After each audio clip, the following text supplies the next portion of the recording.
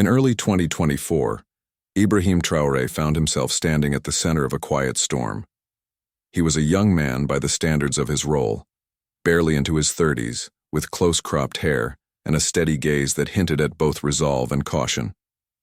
Just weeks earlier, he had been named interim leader of Burkina Faso after the previous administration fell to internal unrest. Overnight, he moved from relative obscurity to the highest office in the land, and with that promotion came a wave of expectations and doubts. Friends and family back home spoke of pride, but in his private moments, Traore wondered if he was ready for the weight now pressing down on his shoulders. Burkina Faso itself was a nation of contrasts. In the capital city of Ouagadougou, dusty, streets teemed with life, vendors shouting out their prices, motorbikes weaving between buses, and children playing soccer in narrow alleys. Yet, just a few miles beyond the city limits, the land opened up to wide savannas dotted with baobab trees and crumbling mud brick homes. Many towns struggled under the strain of poverty and intermittent electricity, while others faced threats from armed groups roaming the countryside. Under these circumstances, every decision Traore made could sway the fragile balance between hope and despair. At the same time, West Africa as a whole was on edge. Neighboring countries watched Burkina Faso's leadership change with wary eyes. Some envoys hoped for cooperation, others feared spillover of conflict. Leaders met in hurried summits, each seeking to secure alliances or forestall crises. Through it all, Traore kept a brisk schedule, moving from one meeting to the next, committing to both domestic reforms and regional stability. His aim was to show strength without aggression, to build bridges without burning them. Still, rumors circulated of dissent both within his own ranks and among those who distrusted his rapid rise. On the morning of the incident, Traore had just concluded a series of talks with envoys from Ghana and Ivory Coast. They gathered in a plain conference room inside the presidential palace, its cream-colored walls echoing the soft hum of air conditioning.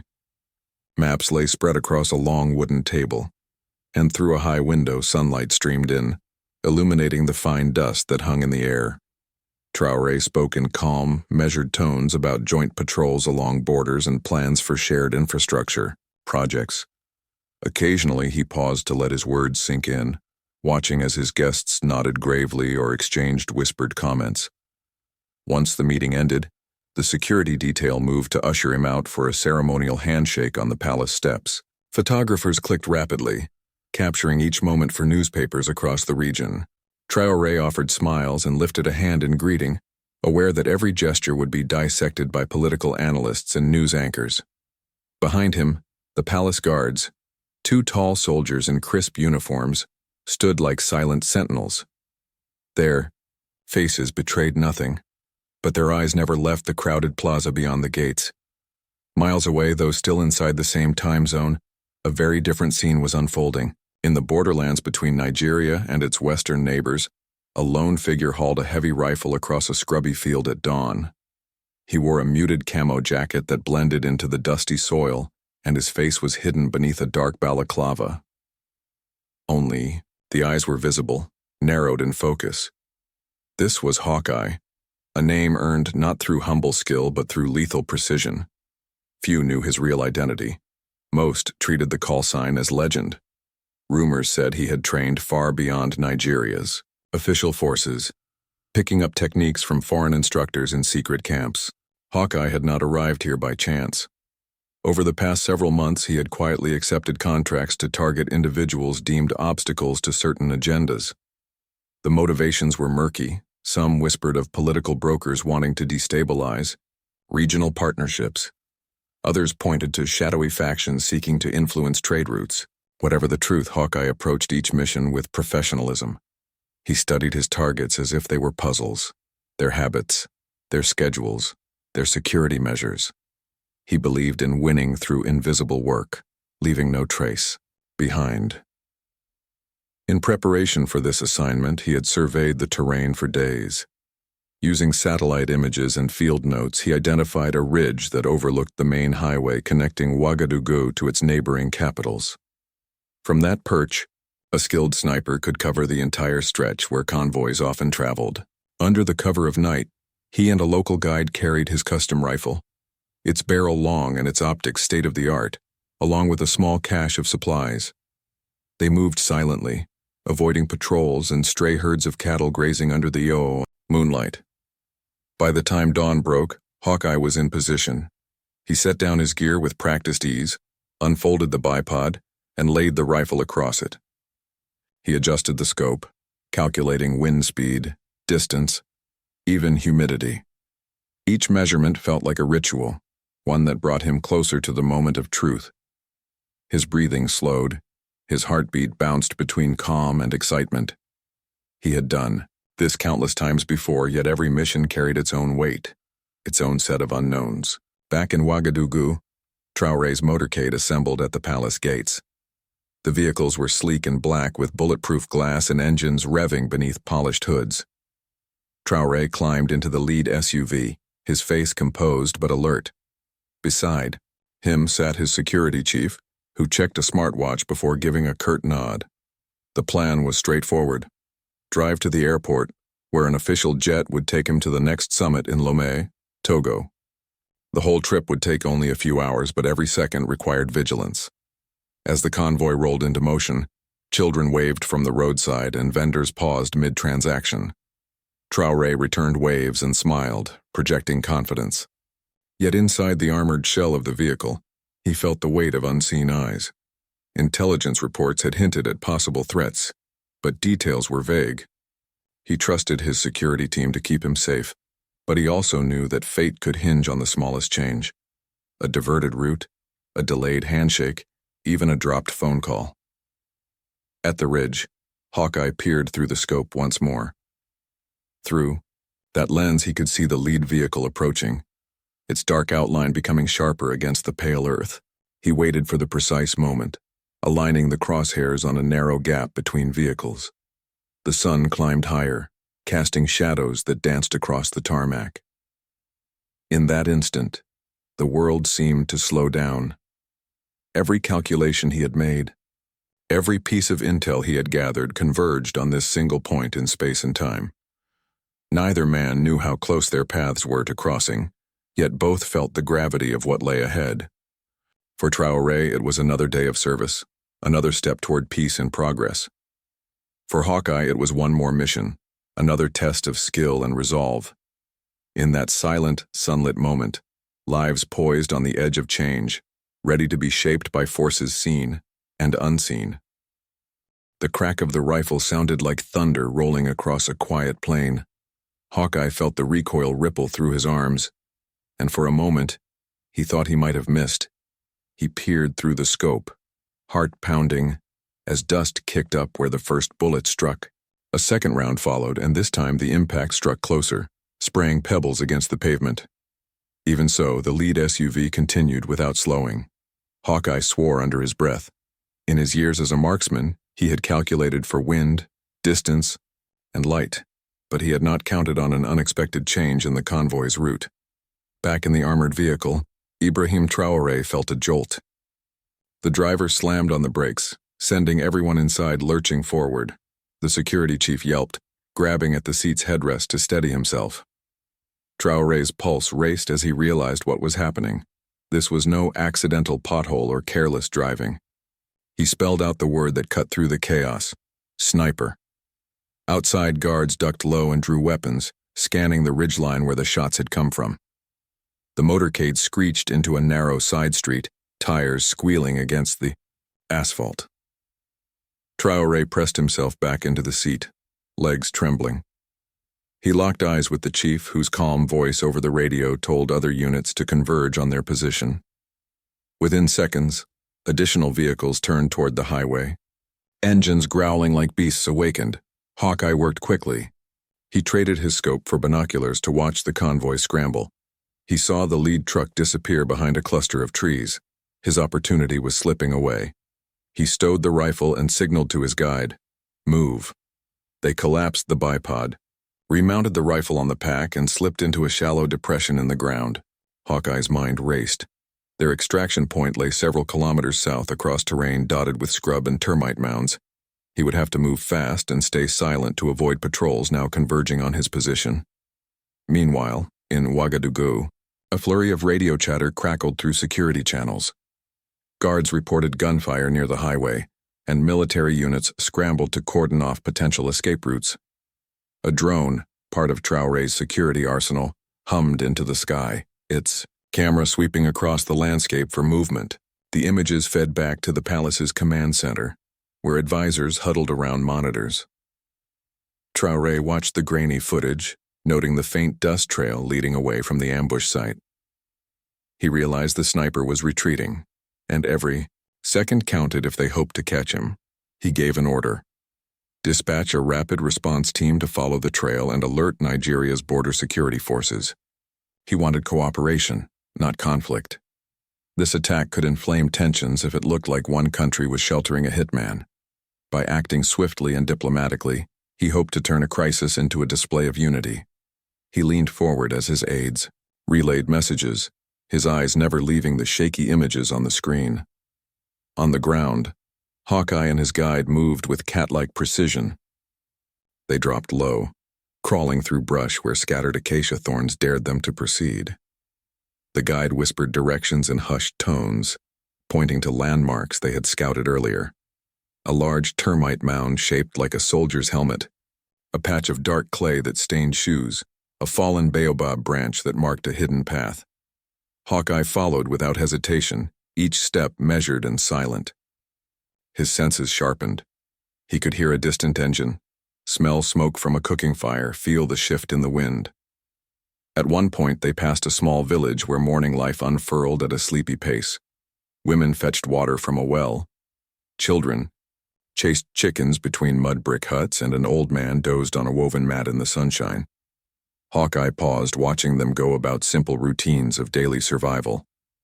He reminded himself that his mission targeted one man in a position of power, and that he had no desire to harm innocents. Yet in war and politics, boundaries often blurred. He pressed on, focusing on the task at hand, the hum of village life, fading behind him. Further along their route, Hawkeye heard the distant thrum of helicopter blades. He frowned. Burkina Faso's forces were relentless, and they had already called in aerial support. His heart sank for a moment. A drone offered some cover, but full-sized helicopters could spot them from high above. The guide pointed to a dry creek bed stretching east. If they could duck into that depression, the steep sides might shield them from view for a time. Hawkeye agreed, and they ducked low, scrambling down the banks into the sandy channel. The creek bed was silent except for the occasional rustle of lizards and the whisper of a breeze against sun-baked stones. They moved swiftly, the walls of the channel keeping them hidden from the drones overhead. As they pressed forward, Hawkeye allowed himself a brief glance back. He saw a single military jeep on a raised track, its headlights scanning the ground. He swallowed. This close call reminded him of the stakes. If captured, his backers would disavow him, and he would become a bargaining chip in a game he barely understood. Meanwhile, at the palace, Traore's Security Council convened an emergency video call with Nigerian military leaders. Traore addressed them directly, speaking in measured, respectful tones. He explained what had happened, shared location data, and requested that any escape routes on the Nigerian side be monitored. He emphasized that this was not an accusation, but a plea for collaboration against extremists and mercenaries. On the screen, Nigeria's Chief of Defense Staff nodded gravely. He promised to mobilize border patrols and intelligence units. By the time the call ended, both sides had agreed on checkpoints, air surveillance, and communication channels to prevent further threats. Back in the creek bed, Hawkeye's guide signaled a halt. The path ahead was blocked by a fallen tree stretching across the channel. They would need to find another way out. Hawkeye crouched beside the tree, running a hand over its rough bark. He wiped sweat from his brow, aware that every minute spent here was another minute closer to discovery. The guide pointed to a narrow gap where the tree's branches thinned. It would be a tight squeeze, but passable. Hawkeye nodding, he removed his pack and wriggled through first, careful not to snag his rifle. Moments later, the guide followed, panting softly. Once clear, they climbed out of the creek bed into a small grove of shrubs. The brush crackled underfoot, and Hawkeye froze. He raised a gloved hand in a warning gesture. In the dim light between shrub clusters, he saw figures moving toward them. Armed men in loose uniforms, faces obscured by scarves, weapons at the ready. Hawkeye's jaw tightened. These could be rebels, bounty hunters, or government agents. It was impossible to tell from this distance. He raised his binoculars. Through the lenses, he recognized the insignia. Burkina Faso's Special Forces. Relief washed over him for an instant, quickly replaced by annoyance. They were too close, too persistent. He whispered to his guide. "Circle left. We go around them." They backtracked a few paces, then took a narrow path leading deeper into the brush. Hawkeye moved like a ghost, leaving no trace behind. The Special Forces paused at the creek bed's edge, scanning for movement. Hawkeye pressed himself flat against the ground as they passed by, footsteps crunching dangerously close. He felt the heat of one soldier's boot almost brush against his jacket. He held his breath, praying they wouldn't see him. When the group finally moved on, Hawkeye let out a silent sigh of relief. They continued southward, sweat and dust coating their skin. Sunlight climbed higher, turning the air heavy. Hawkeye's mind flicked back to Traore, safe now behind layers of protection. He wondered how the interim leader coped with such close calls. Every world leader faced threats, but few had assassination attempts played out like a movie across borders. Hawkeye shook his head.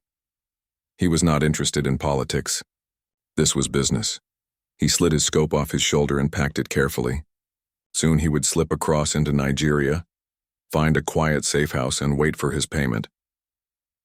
By late afternoon, they approached the border. A small crossing point stood between them and freedom. A simple gatehouse manned by local officers. Hawkeye signaled again. It was time to leave the battlefield behind. As they stepped into the open, Hawkeye allowed himself a moment to stretch. He inhaled the dry air and exhaled slowly, already planning his next job.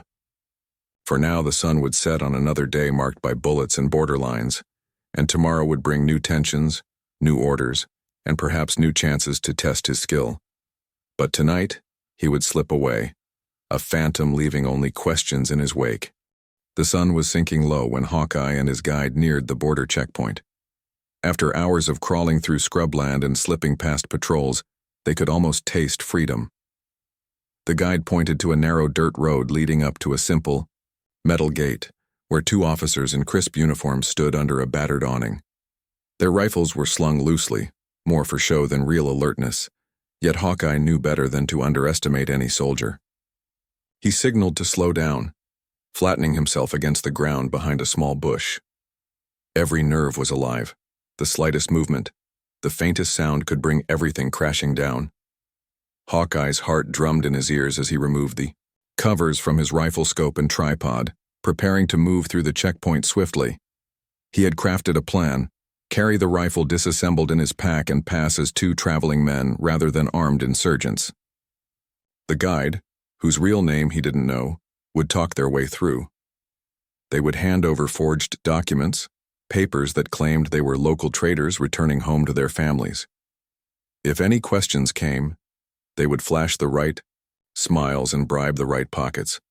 It was a risk, but Hawkeye had pulled off riskier feats in his career.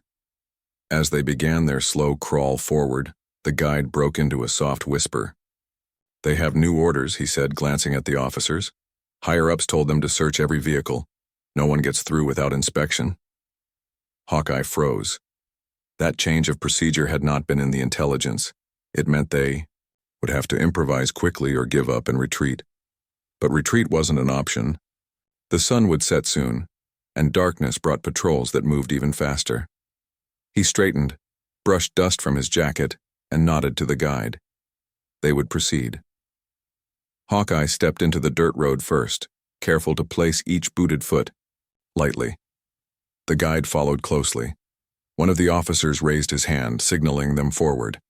Hawkeye kept his expression neutral, calm but alert. When they reached the shaded awning, the taller soldier stepped down, clipboard in hand. "Papers," he said, voice clipped. Hawkeye's guide produced a manila envelope and handed it over. The officer flipped it open, pulled out 2 sets of colorful documents and scanned them.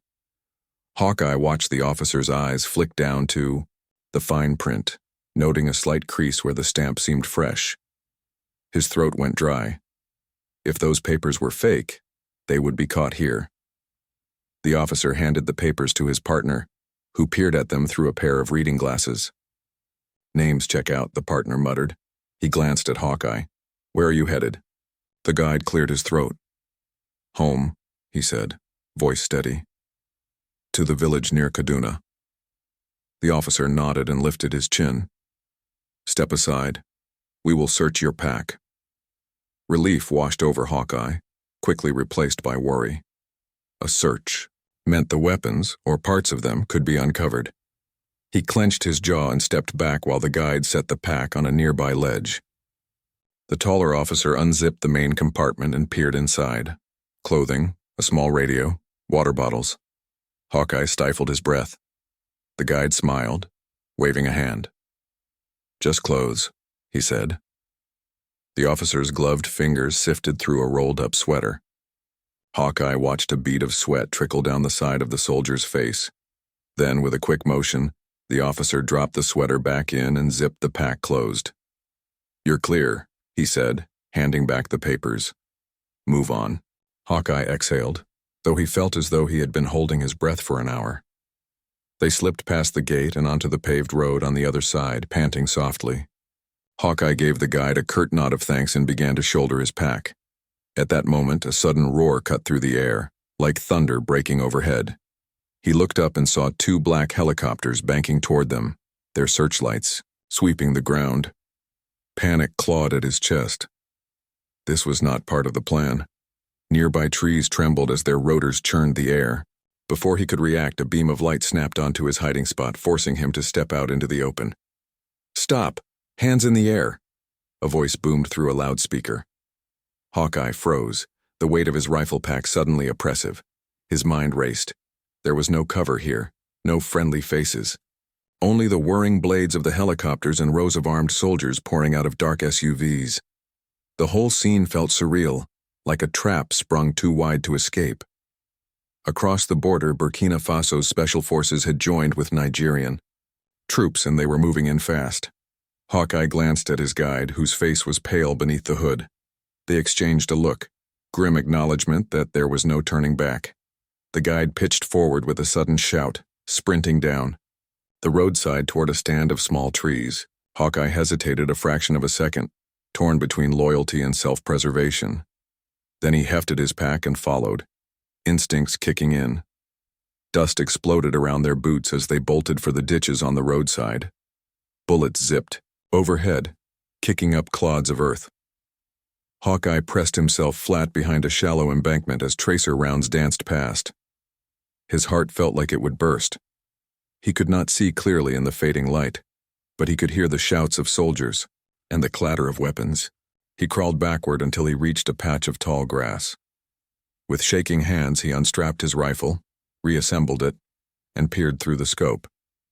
His training told him to find a target and hold his fire until he had a clear shot. But this was chaos, no chance to aim carefully. A beam of light swept over his position, illuminating the grass like a spotlight on a stage. His mind darted, surrender or fight. Either choice carried deadly risk. He braced the rifle against his shoulder and squeezed the trigger once, hoping to scare off any soldiers who might be closing in. The shot cracked through the twilight, and for a moment everything froze. Then all hell broke loose. Bullets strafed the grass around him, sending leaves skittering across the ground. A soldier shouted orders, and the beam of light followed him as he darted to safety. Hawkeye yanked the strap of his pack off and scrambled away on hands and knees. Every muscle screamed as he forced himself to keep moving. Behind him, the guide called his name, urging him to head for a nearby cluster of buildings, that tiny border settlement they had passed earlier. Hawkeye obeyed, adrenaline fueling him as he pushed toward the lights of the settlement. In his peripheral vision, he saw figures, soldiers, converging in his direction. The helicopters circled overhead, their searchlights painting the earth in harsh white stripes. He dove into the alley between two mud brick houses and rolled, coming up bleeding from a graze on his arm. He ignored the sting, fired another shot into the air, and sprinted toward the back of one of the buildings. The guide had vanished. Panic threatened to swallow him, but Hawkeye clenched his teeth. He would survive this. He had to. He burst into a dimly lit courtyard filled with empty cooking pots and drying laundry. No friendly faces here, only the night, the sound of distant engines and his own ragged breathing. He pressed himself against the cool wall, listening. Soldiers shouted in Hausa and French, their boots echoing on the opposite side of the compound. Hawkeye weighed his options. Stay hidden and risk capture when they searched the building, or make one final run for the forest beyond the settlement. The forest was dangerous, wild animals, uneven ground, and the certainty of drones scanning overhead, but it offered the only real chance at escape. He took a deep breath, slung the rifle over his back, and bolted for the courtyard's far gate. Bullets cracked around him as he ran, and the wooden gate splintered under the force of a round. He tumbled into the forest, branches whipping his face and limbs. The world blurred into streaks of shadow and light. Behind him, the settlement receded, but the helicopters remained, a deadly presence in the sky. Hawkeye's lungs burned, his vision swam, but he kept running, deeper into the trees, praying that the darkness would swallow him whole. At that moment, somewhere beyond the tangled undergrowth, a single shot rang out, sharp and final. Hawkeye stumbled, clutching his side, and collapsed against a tree. Pain flared in his chest, but he forced himself to stay conscious. He had reached the crisis point. Fight to survive or surrender and face the consequences. Sweat and blood pooled beneath him as he weighed his next move. In the hush of the forest night, the line between hunter and hunted blurred, and Hawkeye realized that nothing would ever be the same again, too. The forest swallowed Hawkeye in its quiet darkness. His breaths came in ragged gasps as he pressed himself against the rough bark of a baobab tree. The pain in his side burned, but he forced himself not to cry out. Every slight sound, the rustle of leaves, the snap of a twig, made him flinch. He knew the soldiers would push into the woods soon, guided by the flashing searchlights above. He needed a plan, and fast. Blood seeped through his shirt, warm against his skin. He tore a strip of cloth from the hem and pressed it to the wound, trying to staunch the flow. His fingers shook, but he wrapped the makeshift bandage tight. He counted to 10, focusing on each number to steady his mind.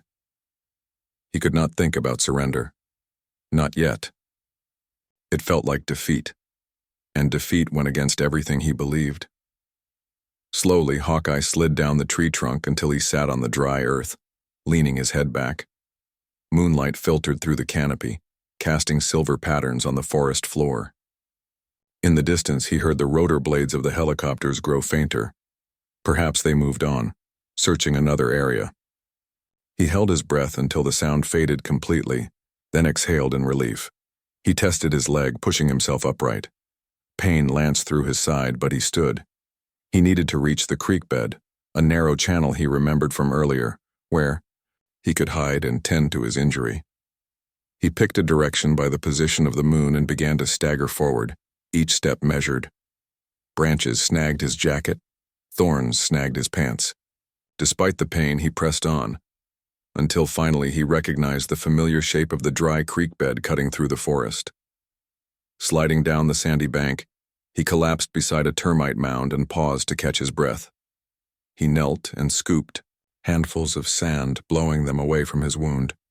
The grit would sting, but it would help clear any debris. He rinsed his fingers in a small puddle of water collected in a rock hollow, then applied pressure again. The bleeding slowed. As he rested, he thought of Traore. Safe back in Ouagadougou, the young leader must have been shaken by the attack. His first direct brush with violence in office. Hawkeye wondered how the interim president managed that moment. The jolt of the bullet, the roar of tires, the panic inside a locked vehicle. It was a world away from Hawkeye's own life. Yet in that forest, their fates had intersected for an instant. Night deepened and the air cooled. Hawkeye used the time to survey the creek bed. He spotted footprints, boot prints heading downstream, that he guessed belonged to pursuing soldiers. He needed to move before daylight. With great effort, he stood and brushed sand from his clothes. His wound still bled lightly, but the worst was over. He tucked the rifle under one arm and limped along the channel toward a dense thicket he remembered. The journey was slow and agonizing. At times he slipped on loose sand, falling hard onto his good side. Each fall made him curse softly, but he forced himself up. He visualized the path he'd learned, first past the termite mound, then beyond, the fallen baobab limb, then to the cluster of thorn bushes. If he could reach those bushes, their sharp branches might deter soldiers from following too closely. After what felt like hours, he spotted the termite mound's ghostly silhouette in the moonlight. His stride faltered. Doubt crept in. He pressed a hand to his brow. Could he really keep going? Was surrender at dawn worth avoiding the pain? He shook his head, steeling himself. He wasn't done yet. He crawled past the mound on all fours, wincing with every scrape. Then he navigated around the baobab limb. His clothes snagged, ripping at the fabric. He paused and tugged free, mindful that fabric could conceal his rifle parts. Finally, he reached the thorn bushes. The branches scratched his arms and face as he pushed through, but they were dense enough to break a direct line of sight to the creek bed. Once inside the thicket, he let himself collapse again. Branches curled around him protectively, and for a moment, he felt safe. He removed his pack and searched for food. He found a small packet of biscuits and a flask of water. Each bite and sip revived him a little. He crushed the biscuits into crumbs and mixed them with water in the flask to make a gritty porridge. It was barely edible, but it gave him energy. He ate by the waning moonlight, then pressed his cheek to his hand. Sleep tugged at him despite the pain and the cold. He resisted at first. Sleep could mean death if soldiers stumbled upon him. But his body was exhausted, and sleep came in spite of his will. He dreamed of open fields and sunshine, of a life without guns or danger. When he awoke, gray light filtered through the thorns. Dawn was breaking. He groaned and sat up, dizziness spinning him. He had to move before patrols resumed. He packed the flask and whatever crumbs remained, then cradled his rifle. He tested his wound. The bandage had soaked through. He tore another strip of cloth, careful not to expose the injury to fresh air and dust. Reinforced, he took a deep breath and crawled toward the edge of the thicket. He emerged into a narrow path that led up a gentle slope. At the top stood a lone sentinel, a soldier on guard duty, rifle slung over his shoulder. The man's eyes widened when he saw Hawkeye scraping his way into view. For a heartbeat, they stared at each other. Hawkeye raised one hand in a gesture of truce, though he had no intention of surrendering. The soldier shouted and raised his weapon. Hawkeye tensed, ready to fire a warning shot. But before either could act, a shout came from behind the soldier. "Hold your fire, it's him!" That single phrase echoed over the ridge. Hawkeye froze as two figures jogged into view. A commander in crisp uniform and the lieutenant who had handed him his papers at the checkpoint. Recognition dawned in the commander's eyes. "It's the sniper," he said, voice tight. "Get him alive." They advanced carefully, rifles trained but lowered. Hawkeye weighed his options. He could fight, but a quick glance at his blood-stained side told him that might be suicide. He could surrender, but what fate awaited him then? He braced against the slope, rifle held across his chest. The commander held up a hand to halt the other soldiers. "Wait," the commander said. He approached with caution, then swiveled to speak to the lieutenant. "This man tried to kill President Traore with precision fire. If he's alone, we capture him and bring him back for trial." The lieutenant nodded, tension in his jaw. The soldier at Hawkeye's side lowered his rifle a bit further, but kept his finger near the trigger. Hawkeye's eyes darted between the officers and the soldiers behind them. He realized he had no escape route. The thicket barred his path back, and the ridge behind him was exposed. His wounds would slow him if he tried to run again. He raised both hands, rifle dangling between his fingers. "I surrender," he said quietly, voice hoarse. The words tasted bitter, but he hoped it would stop the approach of bayonets. Soldiers moved in swiftly, seizing his arms and easing the rifle away. The commander took one look at Hawkeye's face, marred by dirt and blood, and shook his head.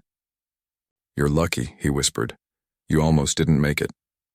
Hawkeye offered no reply, only sank to his knees, the forest floor cold beneath him. As soldiers bound his hands, he closed his eyes and waited for the ride back, to Ouagadougou, to trial, to whatever came next. In that moment of capture, he realized he had reached the turning point of his life, a point where choices would shape not just his fate, but the fate of many across the region. Dawn broke over Ouagadougou as the convoy carrying Hawkeye rumbled toward the presidential palace. Soldiers stood at attention along the road, their rifles gleaming in the morning light. Word had spread quickly. The sniper who tried to kill President Traore was now in custody. Crowds gathered behind barricades, curiosity and relief painted on their faces. Some whispered questions about why a skilled marksman would betray his own people. Others cheered, grateful that the attack had failed. Hawkeye sat in the back of an armored vehicle, his hands bound, head bowed. The weight of what he had done seemed heavier now that it was real and public. Inside the palace courtyard, diplomats and military leaders from across the region watched as Hawkeye was escorted up the broad stone steps. Traore himself came forward, flanked by his security chief and advisors. He wore a simple suit, no medals or ribbons, just the calm expression he had shown on that day of the attack. Behind him, the flag of Burkina Faso fluttered, and beside it, flags of neighboring nations marked their solidarity. Cameras clicked, capturing a moment that would be replayed on news stations across West Africa. It was the beginning of a trial. They would test not only justice, but the bonds between countries. The courtroom overflowed with spectators. Rows of wooden benches creaked under the weight of soldiers, journalists, and civilians who had secured seats hours before. At the front, judges in black robes prepared their notes. A hush fell over the room as the lead judge called the session to order. Hawkeye was brought in, standing before the bench with a quiet dignity. He wore the standard prison uniform, a plain gray shirt and trousers, his hands cuffed. The judge spoke in clear, formal French, outlining the charges: attempted assassination of a head of state, illegal arms possession, and crossing an international border with intent to harm. Simple English translation was provided for local languages, ensuring everyone understood. Evidence was presented methodically. The judge showed fragments of bullets recovered from the highway, descriptions of the sniper's hideout, and video from the drone that had circled overhead. Witnesses took the stand: the soldiers who pursued Hawkeye, the local guide who had tried to flee, and technicians who calibrated the sniper scope. Each testimony laid bare the cold precision of the attack and the chaos that followed. Hawkeye listened, sometimes flinching at the audio of his own gunshots playing through speakers. Yet he did not interrupt. His silence spoke louder than words, a mix of remorse and resignation. When it was Hawkeye's turn to speak, he rose slowly. His voice was steady, but soft. He told the court that he had accepted the mission without asking enough questions about who had ordered it or why. He spoke of money, of pride in his own skill, and of regret for harming the innocent people who lived along that road. He looked directly at the judges and said, "I am sorry. I wished to test my limits, not to take lives. I thought I served a cause, but I see now that I served only fear." The room was silent. Even the journalists lowered their pens, struck by the unexpected humility of a man often called a ghost. Next, President Traore addressed the court. He spoke not just as a victim, but as a leader seeking to heal a wound in his nation. He asked for justice in a firm voice, yet he also asked for mercy. He reminded everyone that this trial was more than punishment. It was a chance to expose the hidden networks that hired people like Hawkeye. He invited the court to consider a sentence that would include a path to cooperation, intelligence gathering on mercenary rings, public testimony to deter similar attacks, and contributions to peace efforts in conflict zones. He closed with a simple plea: "Let this trial bind us together, not tear us apart." After days of deliberation, the court delivered its verdict. Hawkeye was found guilty on all counts. The judge spoke again of the sanctity of human life and the need to protect leaders chosen by the people. Yet in recognition of Hawkeye's cooperation request and his willingness to unmask those who funded him, the court opted for a reduced sentence. Instead of a life term, Hawkeye received 20 years in a secure facility, with the possibility of early release for continued assistance in investigations. Gasps and murmurs rippled through the courtroom. Some thought the sentence too lenient, others too harsh. But everyone agreed it was a statement.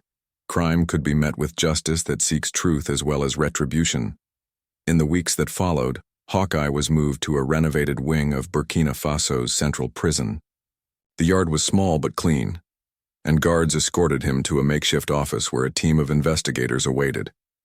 They questioned him about contacts in Nigeria, about payment channels that likely stretched to other countries, and about training camps he had attended.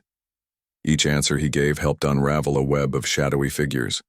With every name he provided, more arrests were made. Regional cooperation proved vital. Nigerian authorities swooped in on safe houses, while Ivorian police monitored finances. Hawkeye's information became a key weapon in a war of information against violent networks.